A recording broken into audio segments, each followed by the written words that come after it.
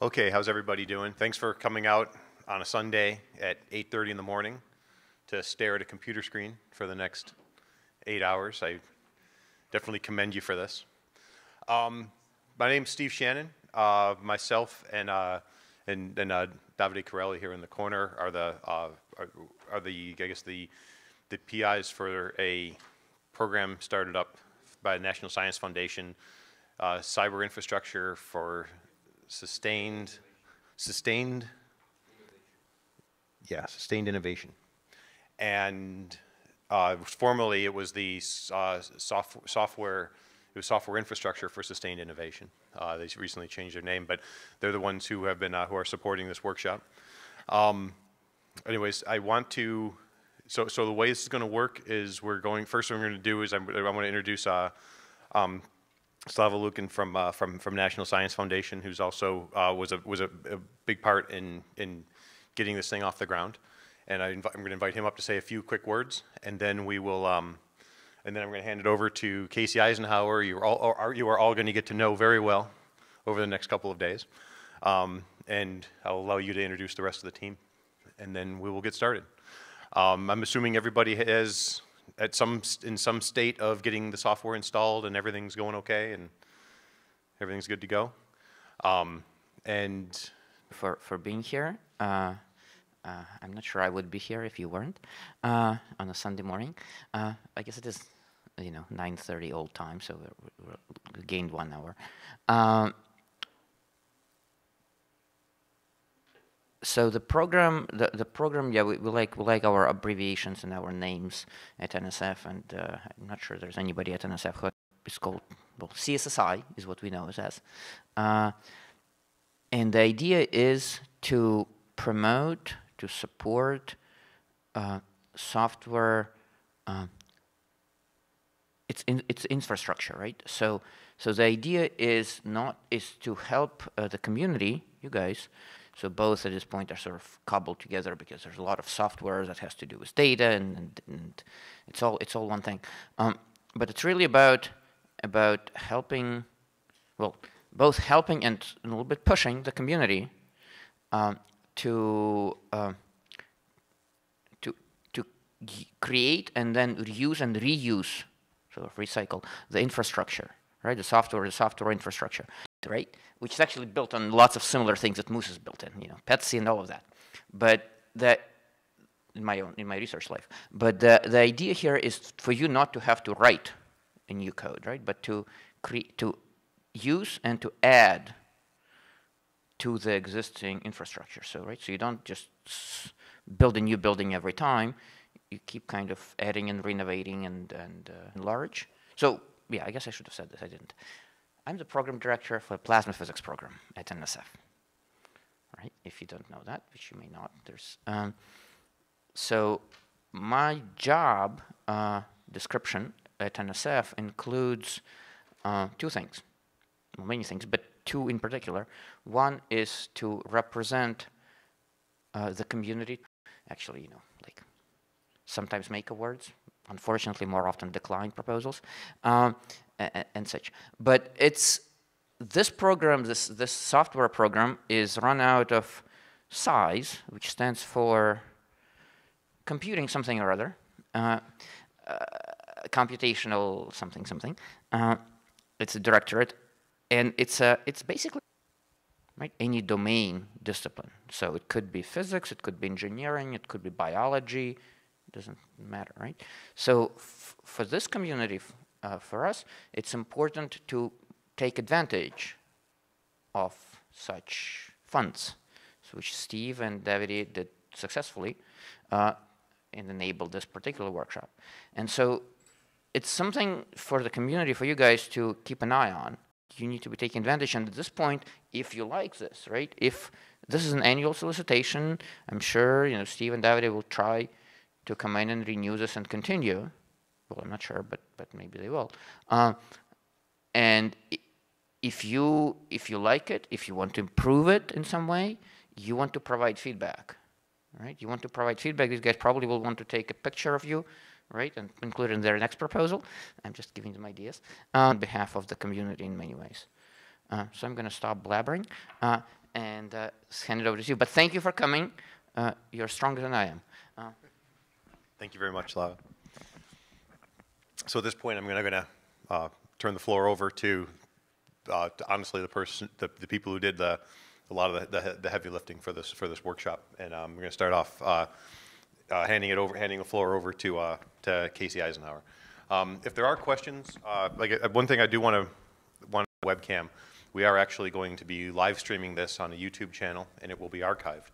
So the idea is that for any of your colleagues who have were not able to attend, or for any of you who may want to go back and revisit certain sections where the computer was running wonky, or you had to run out for whatever reason, this will be archived and available.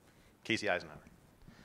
Thanks everybody for coming. Does everybody hear me okay? I'm guessing the microphone's working. So one thing before we get started, the slide deck, as well as all of the example code that is specific to the Plasma portion of the workshop, is all online at this address.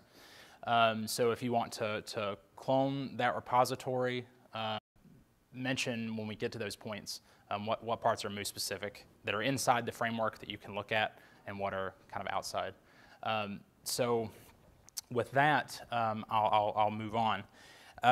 So is everybody kind of, I know some people were having trouble getting set up. Hopefully most of those issues have been semi-resolved or in the process of getting resolved. But the beginning of the workshop is geared towards just trying to get over some of the portions of it, and so you're not just staring at a screen the entire time. So if you do have any issues, there are several of us floating around the room, and we'll be over the course of the next 2 days. And if you have any issues at all, please feel free to flag any of us down. But anyway, back to introductions. My name is Casey Eisenhower. I'm a PhD candidate at North Carolina State University, working under Dr. Stephen alongside the Moose development team, and also on my dissertation. Other members of the team here. So we have Corey DeShant, who's another North Carolina State University graduate student, also working under Dr. Stephen Shannon. Then we have Shane Keneally, sorry about that. But, and then he's from the University of Illinois Urbana-Champaign. And he is a member of the Moose development team and has been since almost the beginning, I think. So he's here as the if we don't know it, David probably will, hopefully. So with that, I'll go ahead and get started. Again, this is meant to be kind of freeform in a way.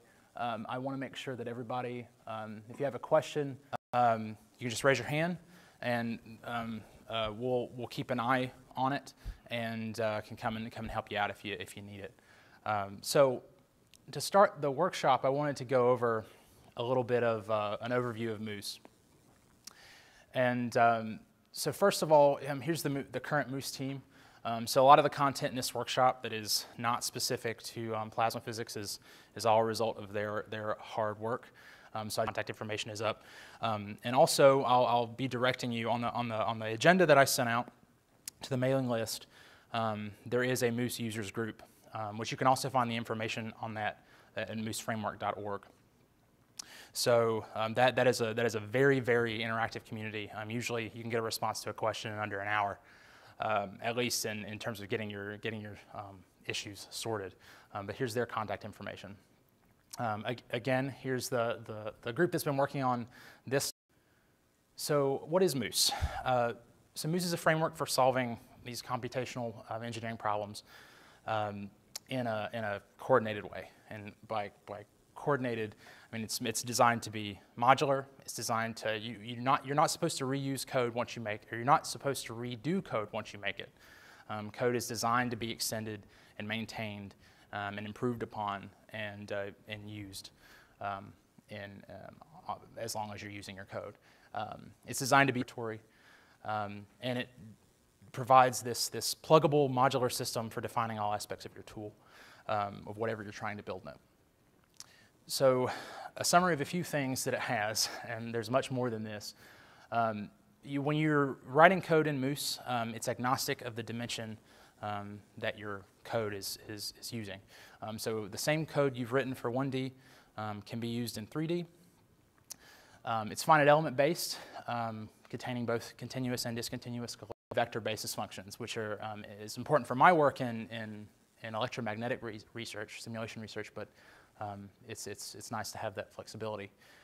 It's fully coupled and fully implicit, and the meshes that you have are all unstructured with all shapes, all those shapes listed there, as well as higher order geometries. But you can define simple meshes inside Moose itself, but it also accepts a lot of formats, and I'll get into that as well.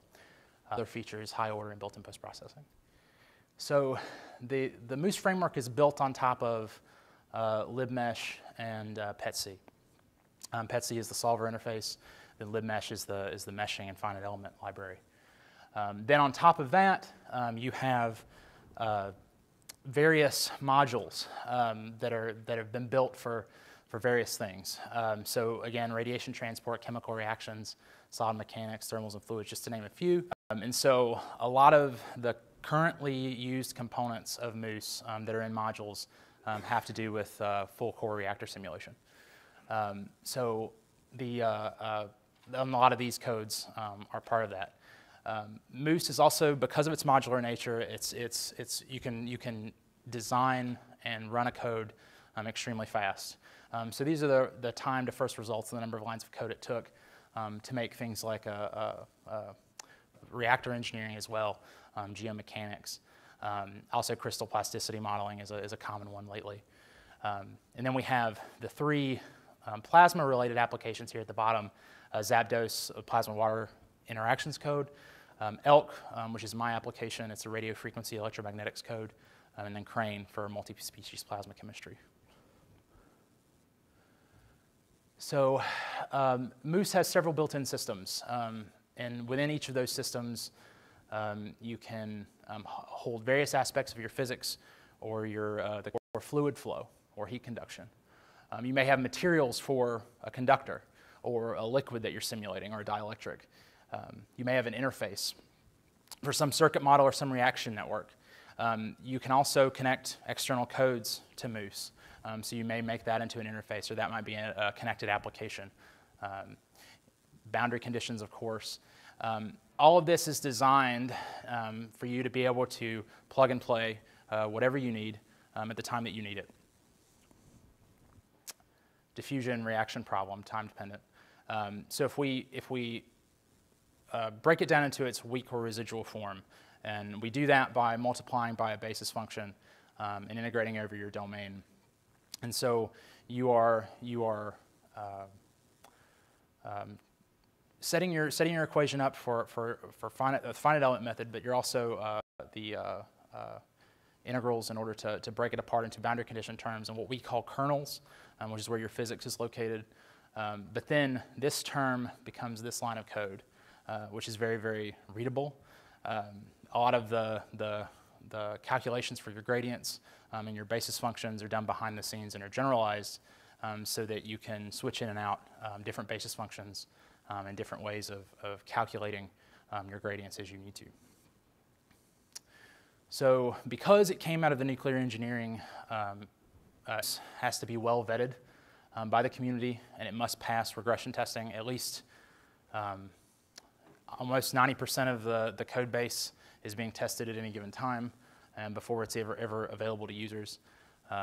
Also, any addition to Moose has to go through a process it must be accompanied by the issues and the risk to the code base, and also the pretty strict code style and formatting guidelines. So any code that's entered in is the same style as you're used to seeing. So I'm not gonna spend a lot of time on this. So this is just the build process and merging into the master code base on GitHub. And then this is Civet, the testing system. And so as you can see, every single issue on Moose is tested and retested until it are submitted to the Moose team. Those can be tested against changes in Moose as well. So if you have a particularly sensitive code base that you never want to break, which none of us want our codes to break, right? But if you want that to be tested against changes in Moose, that can be done as well. So publications that have been made using Moose, there are at least 80 plus that we know of between journals, publications, dissertations, and theses. Zapdos, which you'll learn more about in specific tomorrow, but for now, we'll just keep going. So for general Moose documentation, visit the main Moose website and mooseframework.org. Like I said earlier, for technical Q&A, use the Moose users group. And then for Zapdos specific questions, there's also a users group for that. I'm not, okay, so some of you did, some of you didn't. It might have gone to your spam, but take a look for that. There is a Google group for this workshop. So if you have a burning question and you think it might take some time to answer, and you don't want to raise your hand and ask in the middle of the talk, which you're more than welcome to do. But if you don't want to do that, you can post that question to the workshop users group page. And in the morning tomorrow, or later on in the day even. So we're going to be covering, as our plasma example, the idea of a parallel plate discharge. So we're going to be going through the process to set up a fluid equation and Poisson's equation in Moose. So the structure of the talk is based around how we're developing a toolbox of things for you to use. We're not trying to use today to build a full-fledged. So we're just considering a system with two parallel electrodes separated by some distance. We're powering the left electrode, we're grounding the right electrode, and then we have argon in the center with some gas temperature, some gas density and pressure. So this loosely resembles Liberopoulos and Economou paper that I've shown there. We're mostly using it for their so of course we have our governing equations for electron continuity and momentum balance. So we have our rate coefficients. We're only considering ionization and excitation, where we have N as our background gas density, V as voltage, and we have our diffusivity and mobility. Again, we have our ion version of the same equations. We have Poisson's equation, and we're not considering a dielectric. Any of this is just go through today. We will not be covering this equation in detail during day one. We will be showing you how it's entered into Zapdos and explaining, so you'll be seeing a full example of a working plasma model that includes all three of these.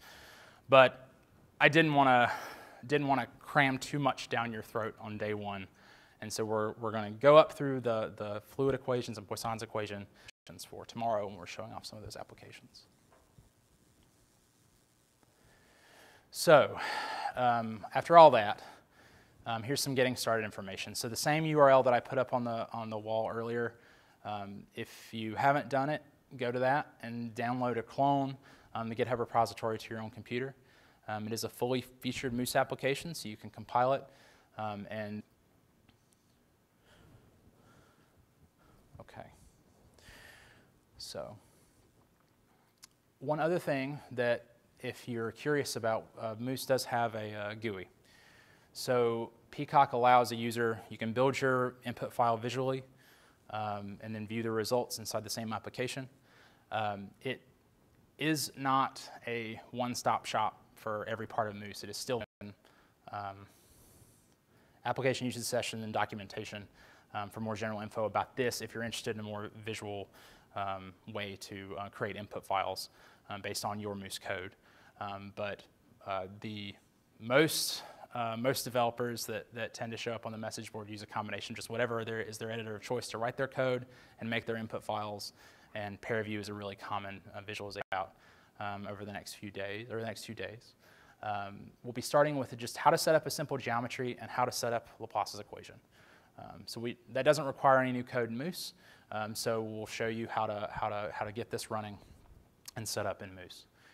Then we'll be expanding that a little bit and saying, okay, well, how do we set up add a diffusion coefficient and modify it to be this form of the equation? And so from there, we'll take that same code that we've developed, or we can use that code, and we can create Poisson's equation using that. And so again, one big thing about Moose is that we're We want you to reuse the code that you make if it's the same mathematical form. So instead of passing a constant parameter to the coefficient diffusion kernel that we make, we can use the material system to supply a relative code base. So now that we have, at this point, now that we have Poisson's equation and diffusion handled for a steady case, we can set up a time dependence for our applied voltage, and at that point we'll talk about general transient analysis in Moose. Then, after we have a handle on kernels, some boundary condition stuff, and steady and transient analysis, we can tackle the actual fluid equation itself. And we'll be focusing on the electron because they both have the same structure. Anybody have any questions or concerns before we move on at all? Because I know I've kind of given you a lot. Okay. Sure.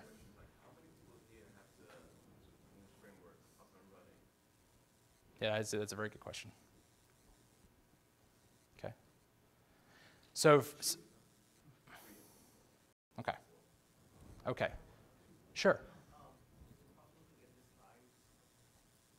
Yeah, so if you go to that tutorial link on GitHub, the slides should be in the home directory of that repository. Yeah. So let me go back. All right, so right here, github.com/sanin-lab/directory that you downloaded it to. So, yeah, so most of the room doesn't have it downloaded and installed, so I believe we should probably.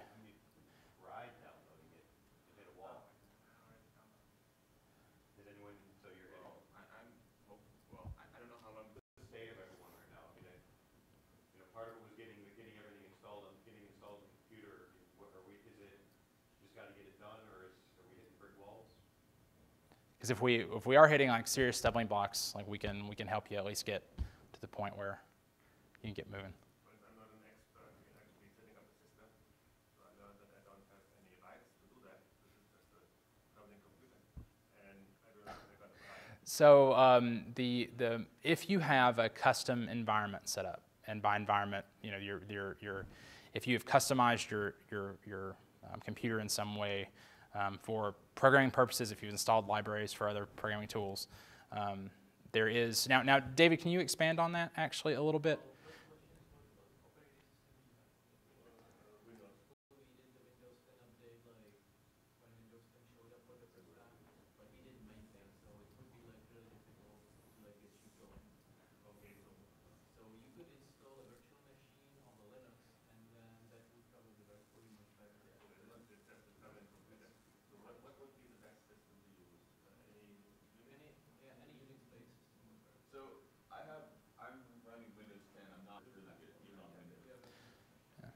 And for a lot of basic things, you're running a virtual machine and operating out of there, you can do almost all you need to just through that. You might be limited by the number of cores you're able to associate with the machine, but other than that, like you're good to go. Yeah, it'll be able to handle all this for sure. 20, 30 minutes, or a little bit longer if we need to, because we've got some time. I got through the overview pretty fast. We do have some time to kind of get through some of these issues if you're having them, and we can move on from there. Okay. So I guess we'll go ahead and do that. So I guess we will. Somebody have a question? I'm sorry. And see if we can get a little bit more progress made before I dive right into the code. All right, 9:30.